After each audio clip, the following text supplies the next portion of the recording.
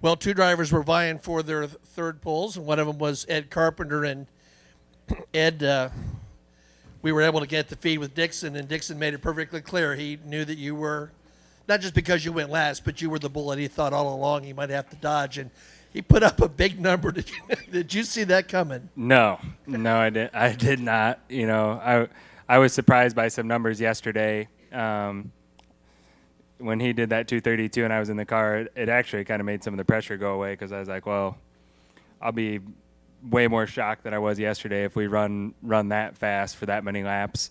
So at that point, you know, obviously wanted to be on the front row and was going to go give it everything I had, and I think we accomplished that. You know, that I don't know that we could have gotten much more out of it today in those conditions, but proud of the effort from the whole team. You know, to have the top two qualified Chevrolets, car in the first row, car in the second row.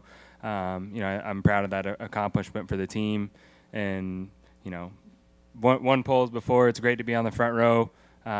Really excited that the weather looks good tomorrow and we can continue making our car better for next Sunday. You think you'll work a lot tomorrow? I hope to. I've got a lot of tires left to use, so you know, that's one of the things that I'll get to bed a little earlier tonight than Scott will, so it'll make tomorrow morning a little easier. We're going to work both sides of the room just like we did. And I asked Fernando and I asked Alexander where all the speed came from today, and what's your takeaway on what Scott Dixon accomplished, the fastest four-lap average in 21 years? I'm not sure where Scott's speed came from totally, but you know, we knew it was going to be quicker today.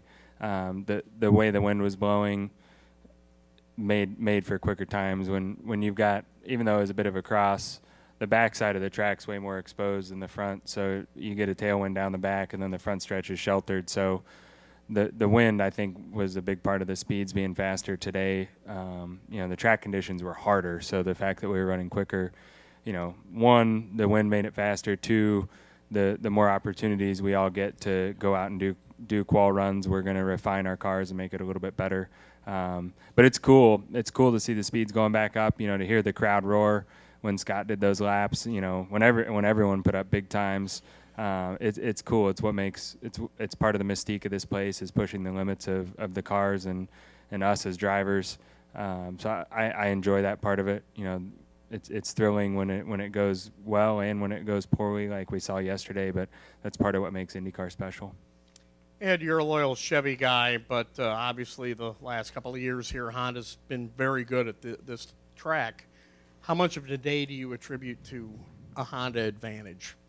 I don't know. I don't really want to get into that. I think, you know, Scott won the pole, and congrats to them.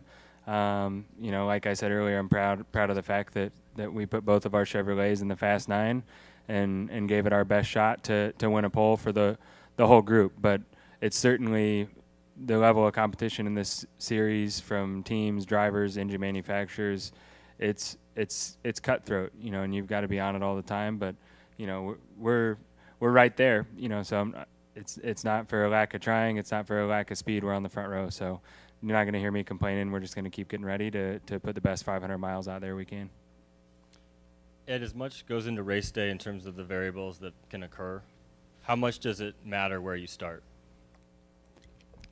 It doesn't. You know, I think you've seen from the statistics will show you that you can win from anywhere, and I don't know, no one's won from a pole like since what, 2008 or 9, I think.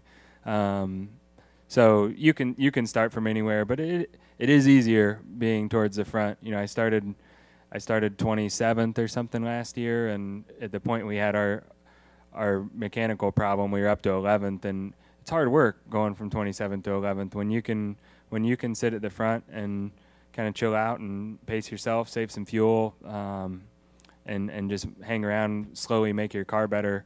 You know, you have to take a lot less risks up there. So strategically, I think it opens up more options, but it doesn't mean that you can't get there. It's a 500-mile race. It just makes for a little easier first part of the race.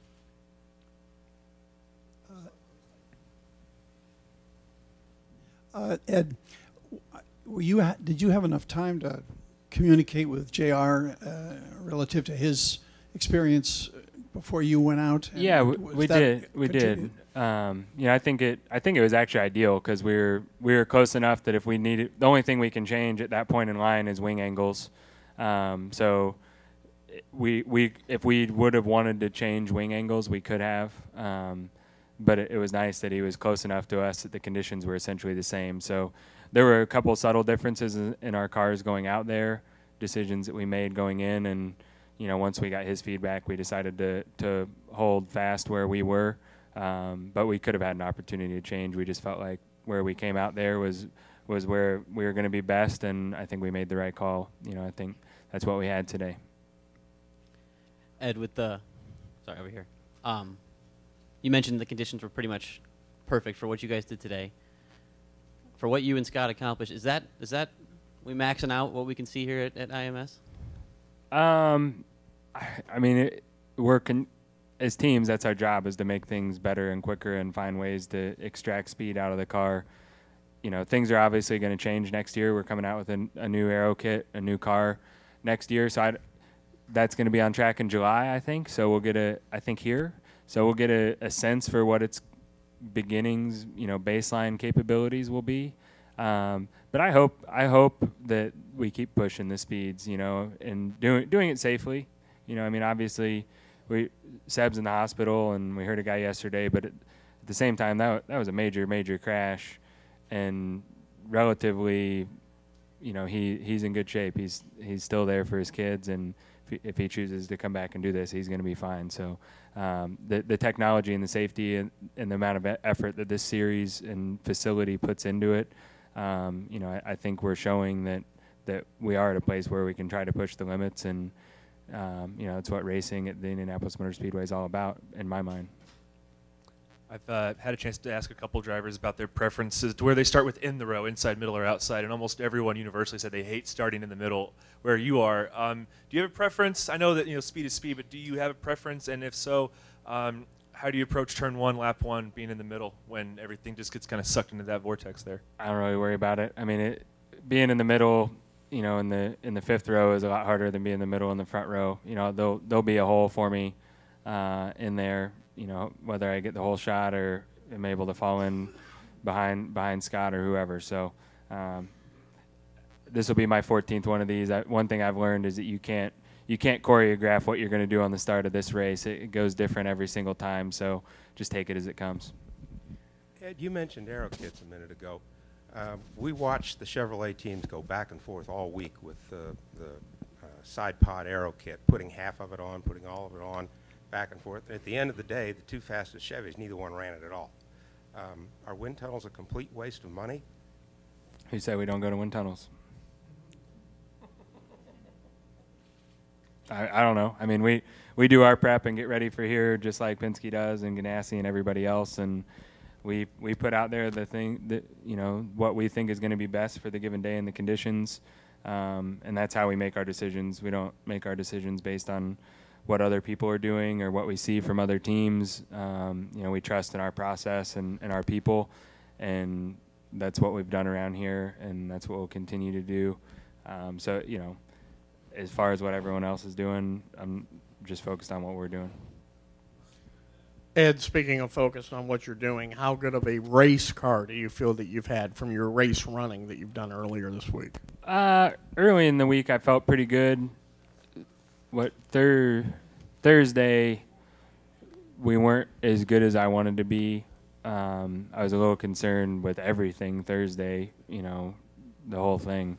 But Friday, I think we made some headway on a couple things, working on the qualifying car that I think will translate to the race car. So I'm really excited to get back out on track tomorrow, and you know, we have plenty of other things we can try. So tomorrow's always an important day to put the race car to bed and put it away, feeling like you have it just where you want to be. But I'm content. I've been happier and more confident with my race car. But you know, tomorrow's an important day.